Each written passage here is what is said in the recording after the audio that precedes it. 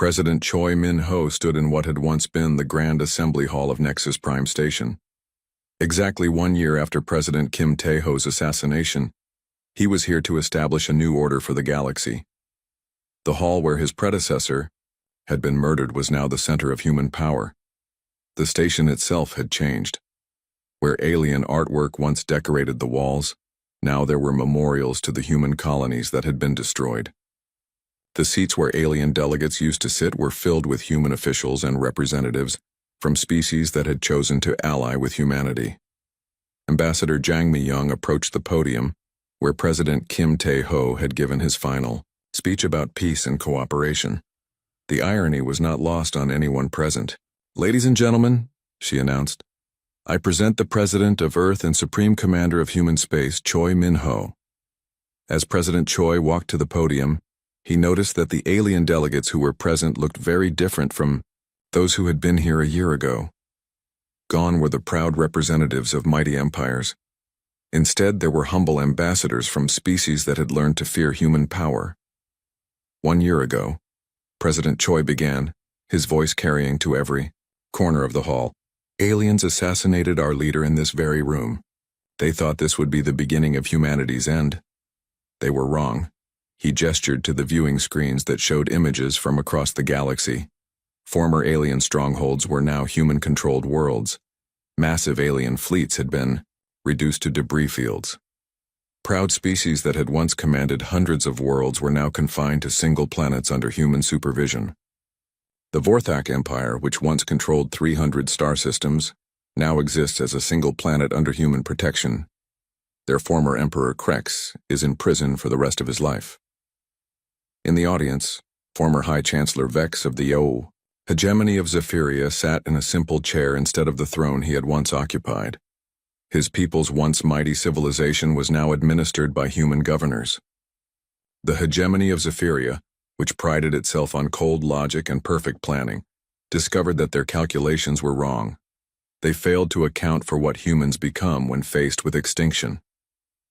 President Choi paused and looked directly at the representatives of species that had been coerced into joining the war against humanity. "But we are not here today to celebrate revenge," he continued. "We are here to establish a new way for all species to live together, a way that ensures nothing like this can ever happen again." Dr. Park Si-jin, now the head of the Galactic Research Initiative, presented the new technology sharing agreement.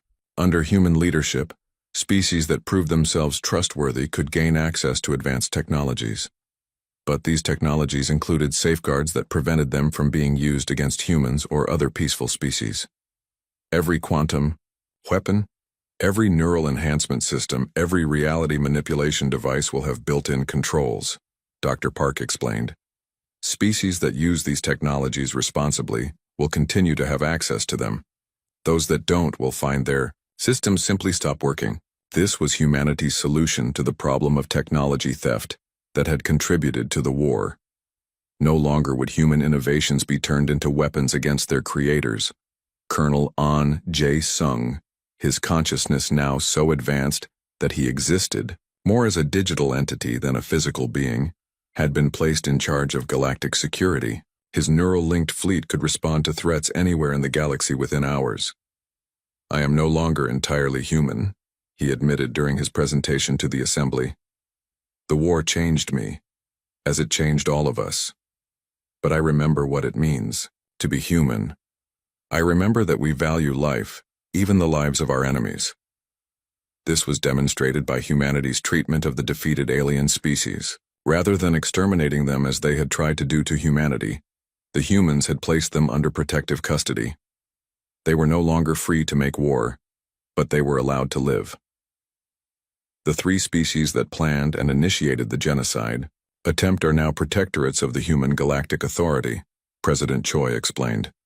"They will remain under our supervision until we are satisfied that their cultures have changed enough to ensure this never happens again." Captain Yoon Hye-jin, now Admiral Yoon and head of Galactic Intelligence, had spent months investigating which individual aliens had been responsible for specific atrocities. Her findings had led to the arrest and trial of over 10,000 war criminals. "Justice has been served," she reported to the assembly. Every alien who participated in the murder of human civilians has been held accountable. Some have been executed, others will spend their lives in prison. All have learned that genocide has consequences. But the trials had also revealed something important.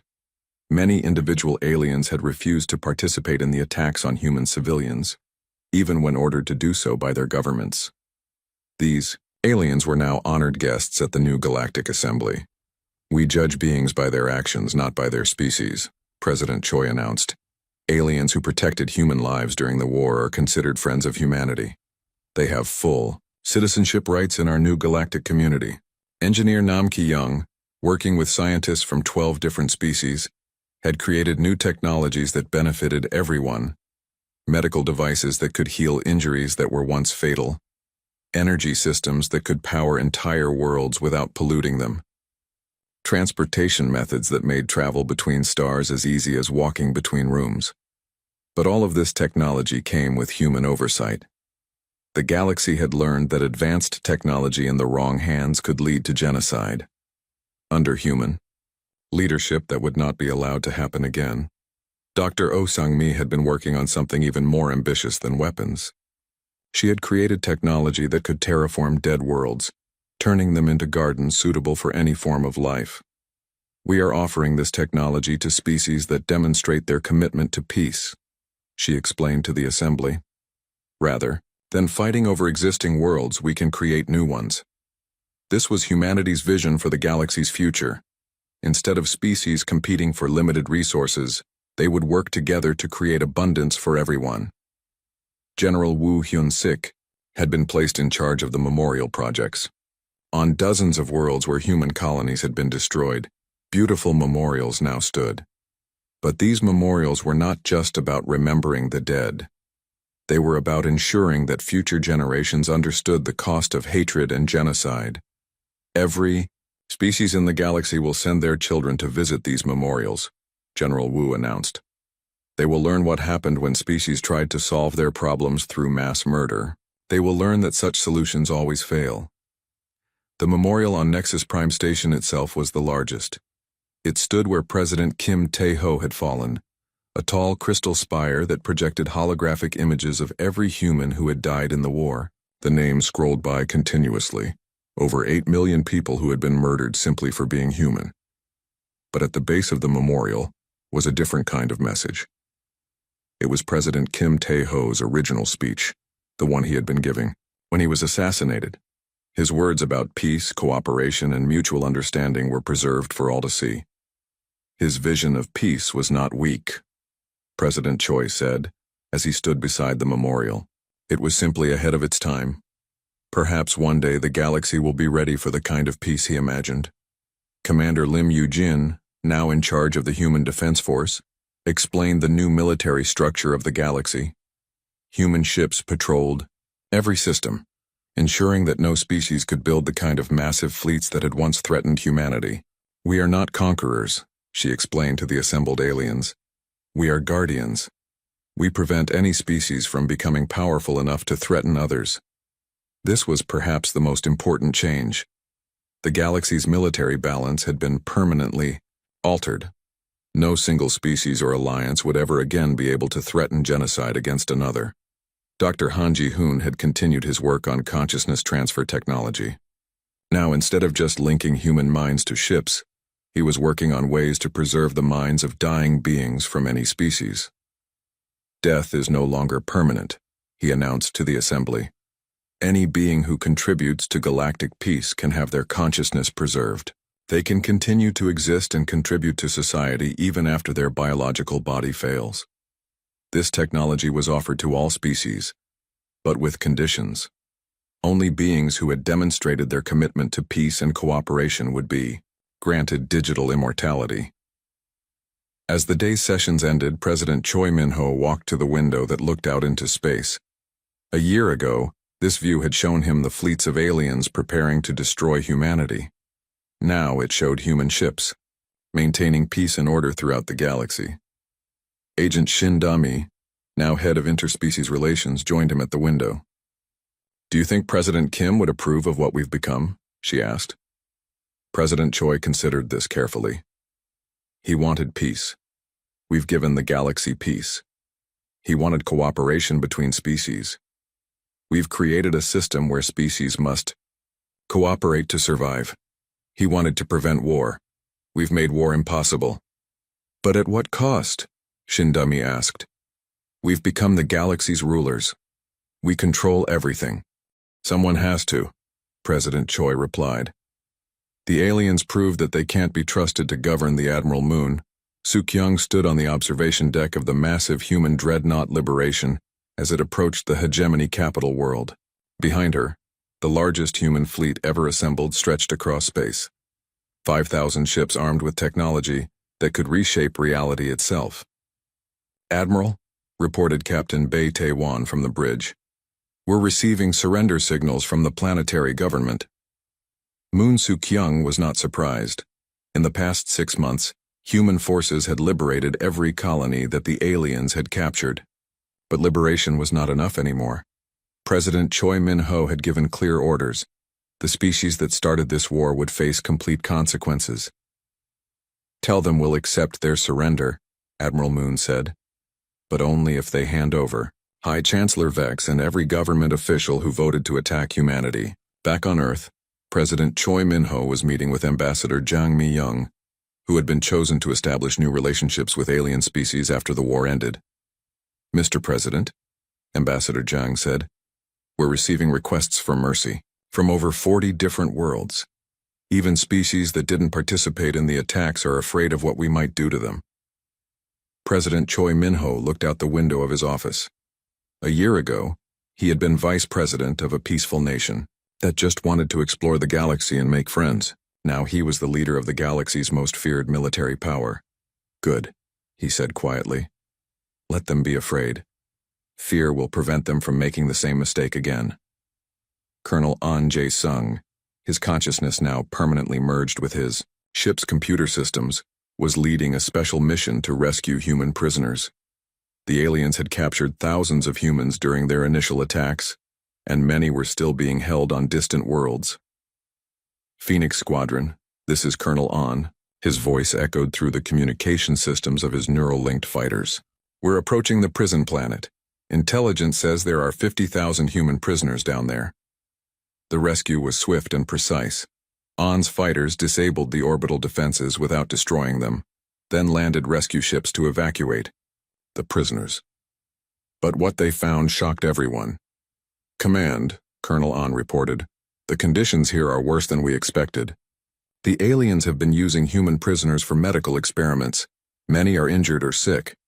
Dr. Kim Hyun-ju, the lead medical officer on the rescue mission, was horrified by what she saw. They've been trying to understand how our neural enhancement technology works, she reported. They've been cutting into people's brains while they were still alive. This news reached President Choi Min-ho within hours. His response was immediate and terrible.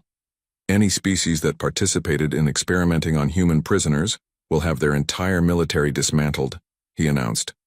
Their homeworlds will be occupied by human forces. Their governments will be dissolved. Agent Shindami had spent months infiltrating the highest levels of alien governments. Her final mission was to gather evidence about who had planned the assassination of President Kim Tae-ho. I found the planning documents, she reported to Captain Yoon. The assassination was planned 2 years ago. They were always going to kill our president no matter what he said at the summit. The evidence showed that the aliens had never intended to give peace a chance. They had been preparing for war against humanity long before President Kim Tae-ho arrived at Nexus Prime Station. They made videos celebrating his death before it even happened, Agent Shin continued. This was never about fear of human expansion. This was about destroying us because they enjoyed the idea of wiping out an entire species. This information changed how President Choi Min-ho viewed the war. It had never been about misunderstanding or fear. The aliens had simply wanted to commit genocide for the pleasure of it. Commander Lim Yu-jin, now promoted to admiral, was given command of the punishment fleet. Her job was to hunt down every ship that had participated in the massacre of human civilians. We have a list of 17,000 alien ships that fired on defenseless human colonies, she told her officers. Our job is to find every single one of them and destroy them. The hunt took months, but human technology made it inevitable. Quantum sensors could track any ship across the galaxy. Neural-linked pilots could fight battles in multiple star systems at the same time. Reality-warping weapons could destroy entire fleets instantly. One by one, every ship that had murdered human civilians was found and destroyed. Dr. Kwan In-soo had been working on something even more advanced than quantum weapons. In his laboratory deep underground, he had created technology that could control time itself. "I can slow time around enemy ships," he explained to President Choi Min-ho during a demonstration. "From their perspective, they'll be moving normally, but to the rest of the universe, they'll be frozen in place for centuries." "What would happen to the crews?" President Choi Min-ho asked. "They'd live normal lifespans, but the outside universe would age thousands of years while they experienced a few decades. It's a fate worse than death." President Choi Min-ho decided to save this weapon for the worst war criminals. Vice Admiral Park Jin-woo, the former bodyguard of President Kim Tae-ho, led the mission to capture Overlord Krex. The massive alien leader was hiding in a fortress on a distant moon, protected by the last remnants of his once mighty fleet. "This is for President Kim," Park said as his ship surrounded the fortress. "You murdered a good man who came to you in peace." The battle was brief. Human quantum weapons simply teleported Krex's defending ships into the heart of nearby suns. The alien who had once commanded 10,000 warships was captured by a dozen human soldiers. "You cannot defeat the entire galaxy," Krex roared as they put him in chains. "Other species will rise against you." "Let them try," Park replied. "They'll learn the same lesson you did." Captain Song Hee-young had discovered something troubling during her intelligence missions. "Several neutral species are forming a new alliance," she reported. "They're calling it the Galactic Liberation Front. They claim they want to free the galaxy from human tyranny." President Choi Min-ho was not surprised. "How many species?" 15 so far, but they're recruiting more. They say that humanity has become the very thing we once fought against, a species that destroys others for their own benefit." "Are they right?" Ambassador Jang asked quietly. President Choi Min-ho considered this. Over the past year, humanity had conquered or destroyed dozens of alien civilizations. They had dismantled governments, occupied worlds, and hunted down their enemies without mercy. "No," he said finally. "We didn't start this war. We didn't choose to become conquerors. But when someone tries to wipe out your entire species, you make sure they can never try again." Dr. Lee Bora had been studying the psychological effects of the neural enhancement technology on human pilots. What she found was both amazing and disturbing. "The pilots are becoming something beyond human," she reported. "Their minds work so fast that they have trouble relating to normal people. They think in terms of decades and centuries instead of days and years." Colonel An was an example of this change. When he spoke to regular humans now, he had to slow down his thoughts so they could understand him. He could see solutions to problems that others couldn't even comprehend. "Is this evolution?" Dr. Lee wondered. "Or are we creating a new species?" The war was ending, but its effects would last forever. Humanity had faced extinction and survived by becoming something the galaxy had never seen before. They had developed technology that could control the fundamental forces of reality. They had created soldiers who thought faster than computers and could fight entire fleets by themselves. But most importantly, they had learned what they were capable of when their survival was threatened. General Woo Hyun-sik stood in the ruins of the Silthari homeworld, where the species that had assassinated President Kim Tae-ho once lived. Now it was empty, except for automated systems that would warn any visitors about what happened there. "Let this be a lesson to the galaxy," he said as he placed a memorial stone in the rubble. "This is what happens to species that try to destroy humanity." The stone's inscription was simple. "Here lived the Silthari, who thought they could murder our leader and escape justice. They were wrong." Across the galaxy, similar memorials marked the worlds of species that had participated in the attempted genocide. Some worlds were empty now. Others were occupied by human forces. All served as reminders of what happened when someone tried to wipe out the human race. The age of humanity had begun. 3 months after the first alien attack, humanity had become something the galaxy had never seen before. Dr. Lee Bo-Ra stood in her laboratory, watching as dozens of human volunteers underwent the Prometheus transformation. What had started as a desperate experiment was now humanity's greatest advantage. The neural integration is now 90% successful, she reported to President Choi Min-ho during their weekly meeting. We have over 2,000 pilots who can link directly with their ships. President Choi Min-ho nodded. The past months had changed him. Where once he had been a politician who sought compromise, now he was a war leader who accepted only victory. What about the new technologies? He asked. Dr. Lee pulled up holographic displays showing their latest developments. The quantum manipulation systems are beyond anything we imagined. Our engineers can now bend space and time around enemy ships. We can make their weapons miss us, or trap them in bubbles where time moves slowly. Colonel An Jae-sung had become the most famous pilot in human space. His brain was now permanently connected to his fighter ship, the Phoenix. He could think at computer speeds and react faster than any alien pilot. Colonel An's squadron destroyed an entire alien battle group yesterday, Dr. Lee continued. 50 enemy ships against 5 human fighters. All alien ships were destroyed. We lost nothing. But the real change in humanity was deeper than just technology. When faced with extinction, humans had stopped thinking like individuals and started thinking like a single organism focused on survival. Captain Song Hee-young discovered this during a spy mission to an alien world. Her stealth ship had landed on Vorthak Prime, the home planet of Overlord Krex's empire. What I saw there will stay with me forever, she reported to Admiral Kang. The Vorthak people are terrified of us now. They're building underground shelters and putting their military on full alert. But it's too late. Admiral Kang, now promoted to Supreme Fleet Commander, was planning something that would have been unthinkable before the war. Instead of just defending human space, they were going to attack the aliens on their home worlds. The enemy showed no mercy to our civilians, he said during a meeting with his senior officers. They tried to commit genocide against our entire species. Now they will face the consequences.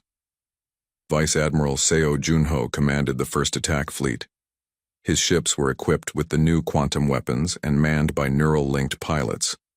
Where alien fleets had once seemed invincible, they now fled at the first sign of human ships. Sir, reported Commander Kim Woo-jin from the bridge of the battleship Vengeance, we've arrived at the Kantari system.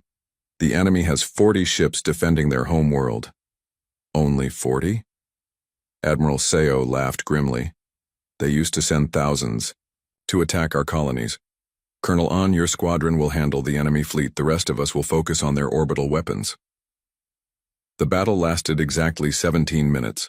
Colonel An's neural-linked fighters moved through space like deadly dancers, destroying enemy ships faster than the aliens could react. The human battleships used quantum weapons to erase the planetary defenses from existence.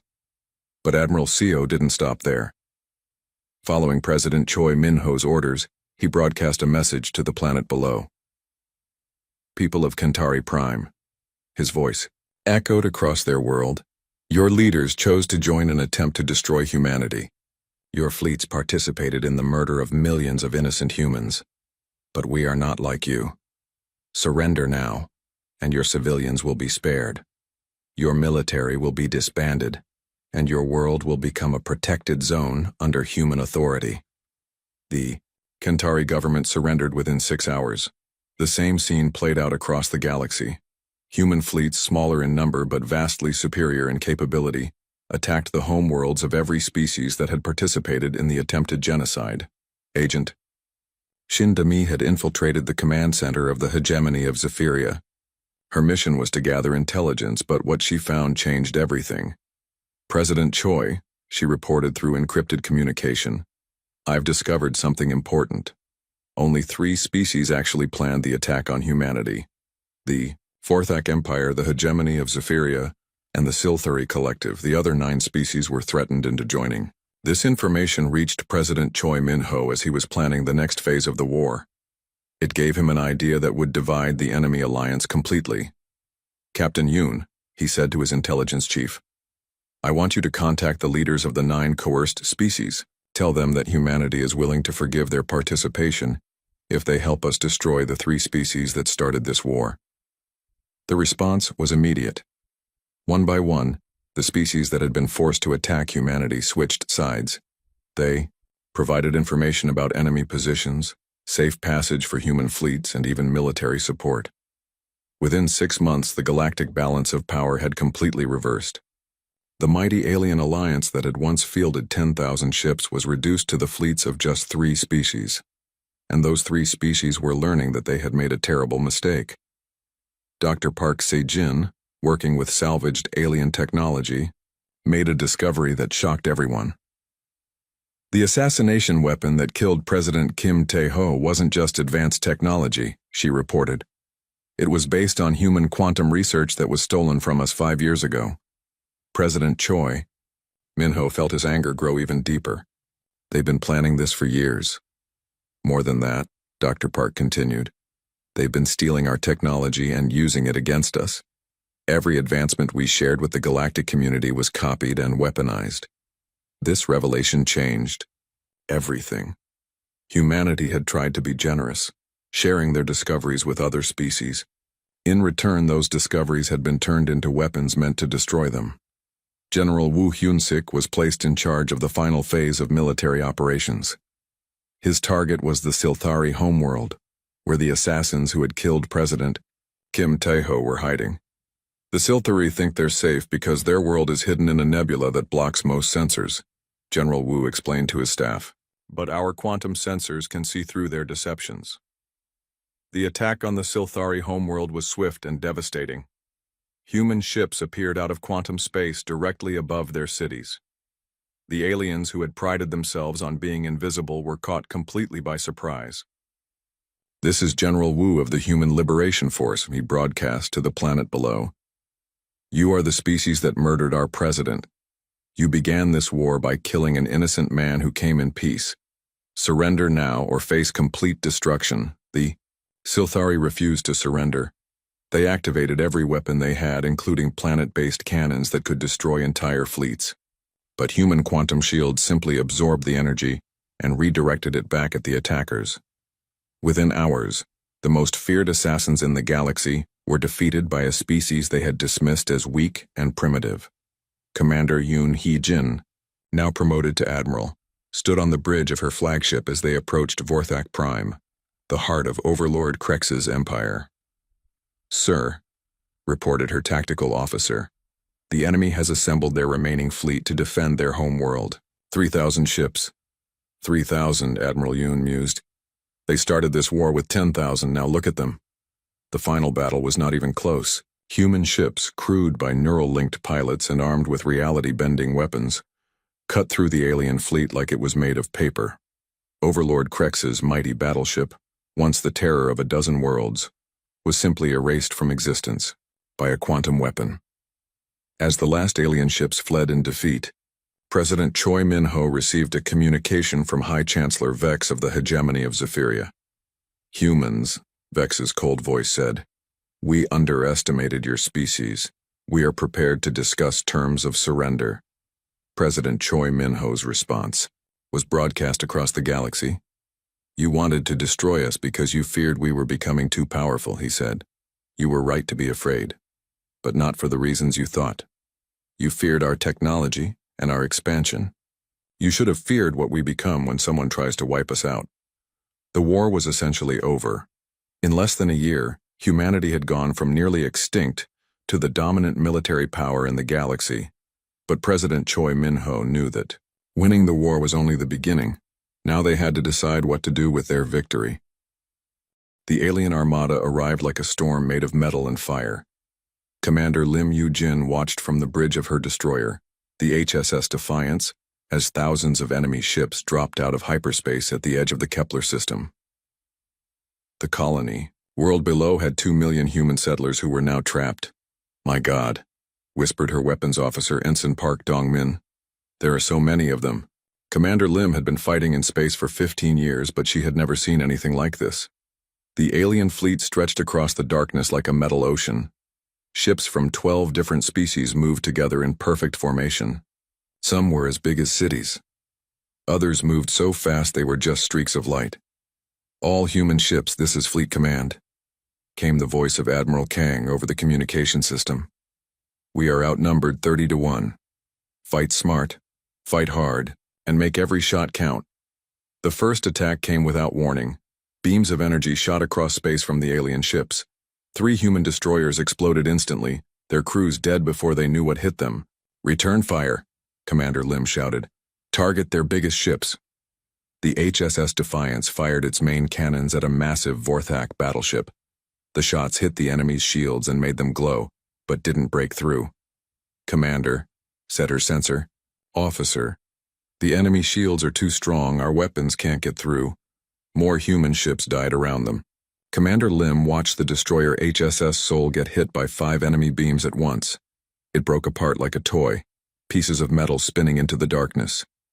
"All ships, retreat to defensive positions around the planet," Admiral Kang ordered. "We can't fight them in open space." But as the human fleet pulled back, the aliens did something horrible. Instead of following them, the alien ships began firing on the planet below. Huge beams of energy hit the surface, turning entire cities into ash and glass. Commander Lim watched in horror as the colony's capital city disappeared in a flash of light. 200,000 people died in an instant. "Those monsters," Ensign Park whispered. "They're killing civilians." The same thing was happening at colonies across human space. The aliens weren't just fighting the human military, they were destroying entire worlds. Men, women, children, everyone was being murdered from orbit. Back on Earth, President Choi Min-ho received reports that made his heart break. New Seoul, gone. The mining colony at Ross 128, destroyed. The research station at WIS Wolf 359 turned to dust. "How many people have we lost?" he asked Captain Yoon. 8 million so far," she replied quietly. "And the attacks are continuing." In the underground research facility in Seoul, Dr. Oh Sang-mi was working desperately to finish the quantum weapons. She was a small woman with tired eyes, but her mind was one of the most brilliant on Earth.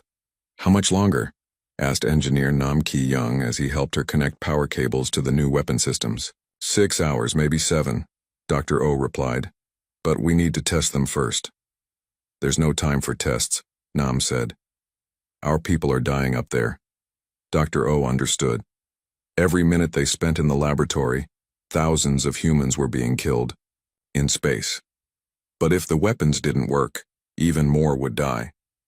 Meanwhile, Dr. Han Ji-hoon was preparing the first test of the Prometheus system. 50 volunteer pilots had agreed to have their brains connected to computer systems, even though it might kill them. Colonel An Jae-sung was one of the volunteers. He was 35 years old and had been flying fighters since he was 20. He had a wife and 2 children on Earth. "Are you sure about this, Colonel?" Dr. Han asked as they prepared the neural connection equipment. "Doctor," Colonel An replied, "my family is on this planet. If this gives us a chance to save them, I'll take any risk." The process took 2 hours. Tiny wires were connected to Colonel An's brain while he was unconscious. When he woke up, he felt different. Information flowed through his mind faster than ever before. He could see data from his ship's sensors as clearly as he could see with his own eyes. "How do you feel?" Dr. Han asked. "Like I'm part of the ship," Colonel An said. "I can feel the engines. I can sense the weapon systems. It's incredible." But there was no time to celebrate. Reports came in that the alien fleet was moving toward Earth itself. They would arrive in 12 hours. President Choi Min-ho made a decision that would change everything. Instead of waiting for the aliens to attack Earth, he would send every ship they had to meet the enemy in space. "Sir," Admiral Kang protested, "that leaves Earth completely defenseless." "If we lose this battle, Earth is doomed anyway," Choi Min-ho replied. "Better to fight them away from our home world." The human fleet gathered at the edge of the solar system. 800 ships against 10,000. It should have been hopeless, but the humans had advantages the aliens didn't know about. Colonel An and the other neural-linked pilots could react faster than any alien. Their ships moved like they were alive, dancing between enemy shots. Commander Lim watched in amazement as Colonel An's fighter twisted through space, destroying alien ships that were 10 times bigger than his own craft. How is he doing that? Ensign Park asked. He's not flying the ship anymore, Commander Lim realized. He is the ship. The quantum weapons that Dr. O had built were even more surprising. When Engineer Nam fired the first test shot, it tore a hole in space itself. An enemy battleship simply disappeared, not destroyed but erased from existence. My God, Nam whispered. What have we created? The battle was still desperate. Even with their new weapons, the humans were badly outnumbered. Ships died on both sides, but more human ships were lost. Then something unexpected happened. Captain Mai, Song Hee-young of the stealth ship Shadow Walker, was hiding near the enemy fleet when she noticed something important. Command, this is Song, she reported. The enemy fleet is not as united as we thought. I'm seeing ships from different species shooting at each other. President Choi Min-ho received this report in the command center deep under Earth's surface. What do you mean? Some of the alien species don't want to be here, Captain Song explained. I think they were forced to join this attack. They're looking for a chance to escape. This gave President Choi Min-ho an idea. Captain Yoon, do we have a way to communicate with individual alien ships? Yes, sir, but why? Because not all of our enemies chose to be our enemies. President Choi Min-ho had a message broadcast to the alien fleet, but only to ships from species that had seemed friendly to humans before. To all aliens who were forced into this war against their will, his voice said, humanity offers you a choice. Leave this battle now and we will consider you neutral. Stay and fight us and you will be treated as enemies. For a moment, nothing happened. Then, slowly, ships began to break away from the alien fleet. First one, then 10, then hundreds. Species that had been pressured into joining the attack decided they didn't want to destroy humanity after all. The remaining alien fleet was still much larger than the human force, but it was no longer impossible to fight.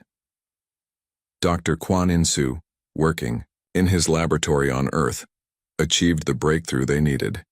He found a way to make the quantum weapons much more powerful. I can create a weapon that will destroy an entire enemy formation, he told President Choi Min-ho. But it will take all the power from our defense grid. Do it, the president ordered. The new weapon fired once, creating a tear in space that swallowed 300 alien ships in an instant. The enemy fleet, seeing this display of power, finally began to retreat. But President Choi Min-ho knew this was just the beginning. The aliens had started this war by murdering President Kim Tae-ho. They had killed millions of innocent humans. They had tried to destroy his entire species. Admiral Kang, he said, prepare our ships to pursue the enemy. Sir, shouldn't we let them retreat? President Choi Min-ho's eyes were hard. They wanted to wipe us out completely. They showed no mercy to our civilians. Now they'll learn what happens when you try to destroy humanity and fail. The tide of war had turned. The aliens had expected an easy victory against a weak, new species. Instead, they had awakened something far more dangerous than they could have imagined. Vice President Choi Min-ho stood in the Oval Office, staring at the empty chair where Kim Tae-ho used to sit. The news of the president's death had reached Earth 6 hours ago, and the planet was in shock. People were crying in the streets. Flags hung at half-mast everywhere. Choi Min-ho was a different kind of man than Kim Tae-ho. Where the former president had been gentle and hopeful, Choi was practical and tough. He had been a general before becoming vice president, and he understood that sometimes peace could only be kept through strength. Sir, said his assistant, walking into the room. Captain Yoon is here to see you. Captain Yoon Hye-jin entered the office. She was the head of Earth's Stellar Intelligence Division, the organization that gathered information about what was happening in other parts of the galaxy. She was young for such an important job, but her mind was sharp and she never missed important details. Mr. President, she said, saluting. I have urgent information. Choi Min-ho had not gotten used to being called president yet. Tell me everything, Captain. Yoon opened her tablet and showed him images from space. These pictures were taken by our spy satellites in the last 12 hours. Look at this. The images showed massive fleets of alien warships gathering at the edge of human space. There were ships from many different species, some that humans had never seen before. How many ships? Choi Min-ho asked. Over 10,000, Captain Yoon replied. And more are arriving every hour. Choi Min-ho felt his blood turn cold. Earth's entire space fleet had only 800 ships. Which species are involved? That's the worst part, Captain Yoon said, switching to another image. It's not just the Vorthak Empire and the hegemony of Zephyria. Species that we thought were our friends are joining them. The Kentari Republic sent 50 ships. The Aldarian Federation sent 200. Even the peaceful Morlocks have sent their entire fleet. Why would they do this? Choi Min-ho asked. We've never attacked any of them. Captain Yoon shook her head. Our sources say they're scared of us. They think that humans are growing too fast and becoming too powerful. The assassination of President Kim was just the beginning. They want to destroy us completely before we become too strong to stop. At that moment, Admiral Kang Do-hyun entered the room. He was the commander of Earth's Space Defense Force, a man with gray hair and scars on his face from old battles. He looked very serious. Mr. President, Admiral Kang said, I just received a message from the alien fleet. They're not hiding their intentions anymore. He handed Choi Min-ho a small device. When the new president pressed the button, a holographic image appeared.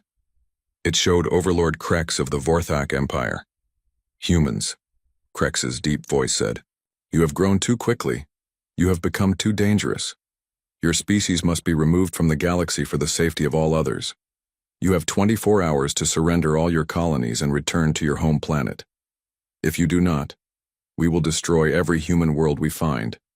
This is your only warning. The message ended. The room was silent for a long moment. How long would it take to evacuate our colonies? Choi Min-ho asked. Impossible, Admiral Kang replied. We have over 50 million humans living on 20 different worlds. Even if we started right now, it would take months to move them all. Captain Yoon spoke up. Sir, I don't think evacuation is what they want. Our intelligence suggests they plan to kill all humans, including those on Earth. They see our entire species as a threat. Choi Min-ho walked to the window. Outside, he could see people going about their daily lives, not knowing that alien fleets were preparing to destroy them. Children were playing in parks. Families were having dinner together. All of this could be gone soon. His communication device beeped. It was Governor Bae Soo-jin from the colony world of New Seoul. Mr. President, Governor Bae's voice was filled with worry. We have alien scout ships in our system.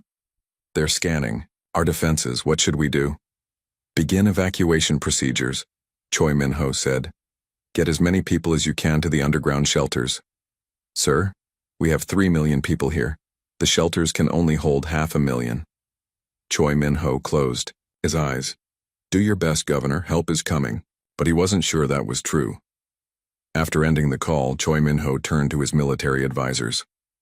What are our chances in a fight? Admiral Kang was honest. Against 10,000 ships? Very small. Our technology is good, but numbers matter in space battles. We might win some fights, but we can't win the war. Unless, Captain Yoon said quietly. Unless what? Choi Min-ho asked. There are some projects that President Kim decided not to use because they were too dangerous. Dr. Han Ji-hoon has been working on weapons that could change everything. Admiral Kang frowned. What kind of weapons? Captain Yoon looked uncomfortable. The kind that could destroy entire star systems. President Kim thought they were too dangerous to build. Where is Dr. Han? Choi Min-ho asked. In the underground research facility in Seoul. He's been studying the assassin's weapon. The Silthari plasma rifle that killed President Kim had technology that shouldn't exist yet. Choi Min-ho made his decision.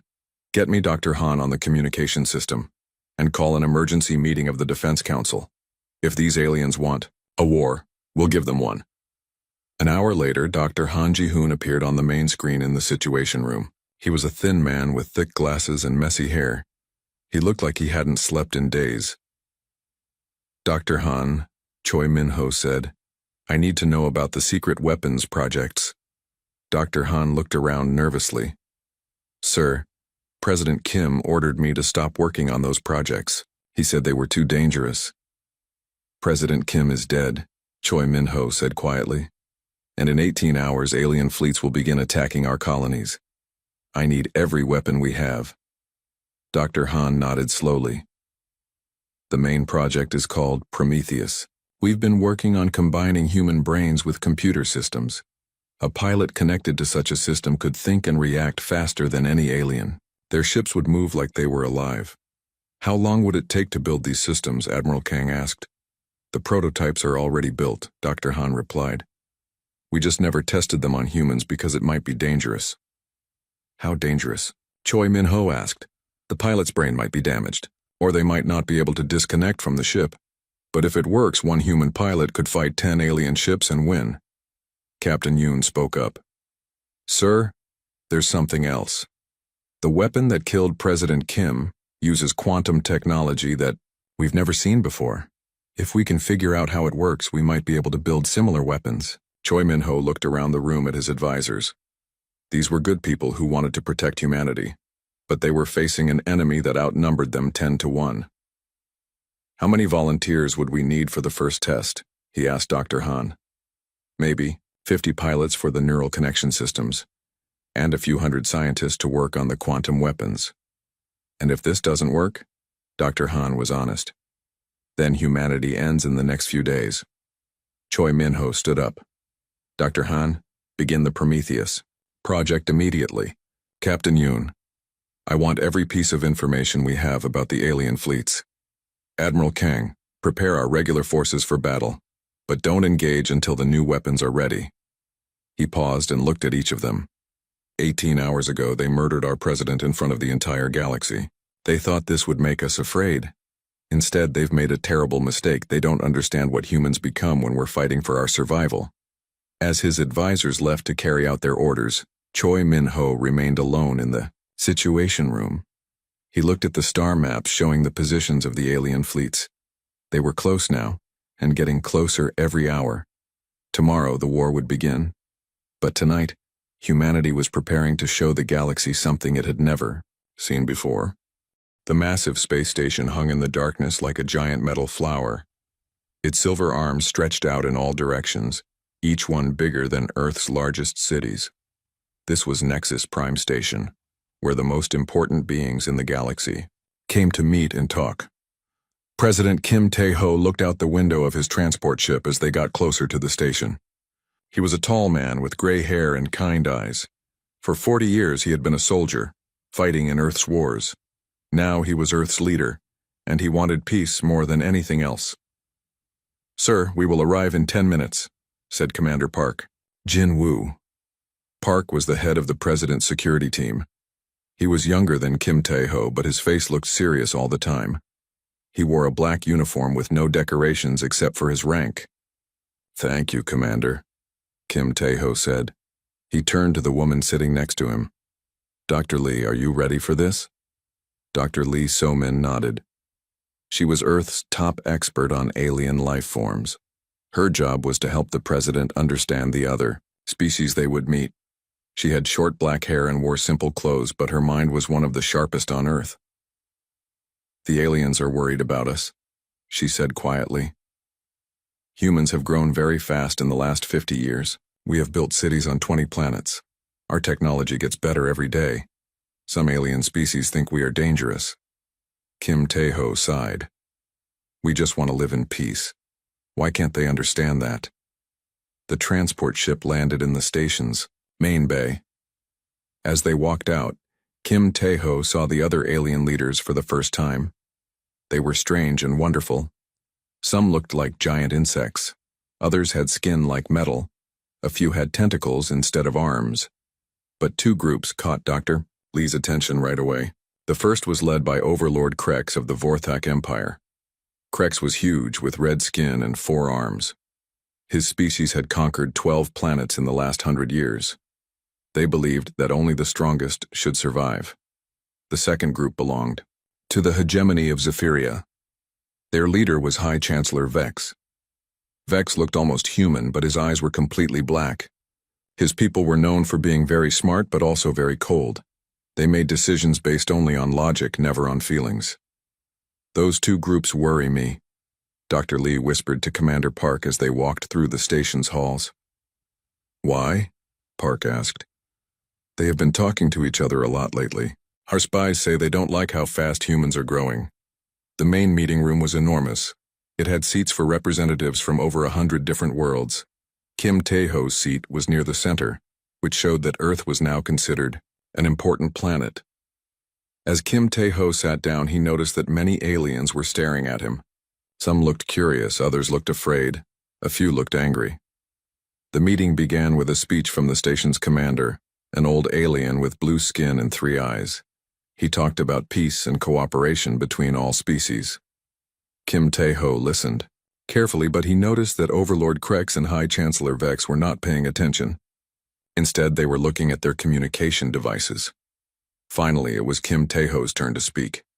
He stood up and walked to the center of the room. All eyes turned to him. The room became completely quiet. "Friends," he began, his voice strong and clear. "I come here today not as a conqueror, but as a neighbor. Humanity has indeed grown quickly, but we have not taken anything from anyone. We have found empty worlds and made them into homes. We have created new technology, but we have shared it with others." Some aliens nodded. Others remained silent. "I know some of you are worried about us," Kim Tae-ho continued. "You think that because we are new to the galaxy, we might be dangerous. But I promise you this. Humanity wants only peace. We want to trade with you, learn from you, and help you when we can." Dr. Lee watched the alien faces carefully. Most seemed to be listening with interest. But Overlord Krex was talking quietly into his communication device. High Chancellor Vex was doing the same. "We are not perfect," Kim Tae-ho said. "We have made mistakes in our past. We have had wars on our own world. But we learned from those mistakes. We learned that fighting only brings pain and death. We learned that working together makes everyone stronger." He paused and looked around the room. "I ask you to give us a chance. Judge us not by your fears, but by our actions. We want to be part of this galactic community. We want to help make the galaxy a better place for all of us." Many aliens began to clap their hands, tentacles, or whatever they used for applause. Kim Tae-ho smiled and began to walk back to his seat. That was when Dr. Lee saw something that made her blood turn cold. In the upper viewing area, she spotted a figure in dark clothes. The figure was small and moved like a shadow. In its hands was something that looked like a weapon. "Commander," she shouted, but it was too late. A bright beam of energy shot across the room. It hit Kim Tae-ho in the chest and he fell to the ground immediately. The smell of burned metal filled the air. Alarms began to sound everywhere. Commander Park and his security team rushed toward the president, but Dr. Lee could see it was too late. Kim Tae-ho's eyes were already closed, his breathing had stopped. "Protect the body," Park shouted to his men. Then he spoke into his communication device. "This is Park Jin-woo. The president is down. I repeat, the president is down. We need immediate medical help and full security lockdown." Dr. Lee looked up toward where the shot had come from, but the assassin was gone. It was as if he had simply disappeared into thin air. Chaos filled the meeting room. Some aliens ran toward the exits. Others stood frozen in shock. Security forces from different species rushed in from all directions. But Dr. Lee noticed something else. Overlord Krex and High Chancellor Vex were not surprised. They were not running or shouting like the others. Instead, they were sitting calmly, in their seats watching everything happen. A station security officer ran up to Commander Park. "We are searching for the assassin," he said, "but he seems to have vanished." "What kind of weapon was used?" Park asked. "It was a Silthari plasma rifle," the officer replied. "Very advanced, very deadly." Dr. Lee's heart sank. The Silthari were known as the best assassins in the galaxy. They could make themselves invisible and move without making any sound. If the Silthari had killed President Kim Tae-ho, it meant someone with a lot of money had paid them to do it as a The medical team confirmed that the president was dead. Dr. Lee realized that this was not just a murder. This was the beginning of something much worse. The assassination had been broadcast to the entire galaxy. Every human on every world would know that their leader had been killed in cold blood. Commander Park organized the security team to take the president's body back to their ship. As they carried the body through the station's halls, Dr. Lee saw alien faces watching them. Some looked sad, others looked guilty. A few looked satisfied. "Commander," Dr. Lee said quietly as they walked, "this wasn't just about killing the president. This was about sending a message." "What kind of message?" Park asked. "That humanity is not welcome in the galaxy. That we should be afraid." Park's jaw tightened. Then they don't know humans very well. As their ship left Nexus Prime Station and headed back toward Earth, Dr. Lee looked back at the massive space station one last time. She knew that everything had changed. The age of peace was over. The question now was what would come next. On Earth, billions of humans would soon learn that their leader had been murdered in front of the entire galaxy. And Dr. Lee suspected that this assassination was only the beginning of something much more terrible.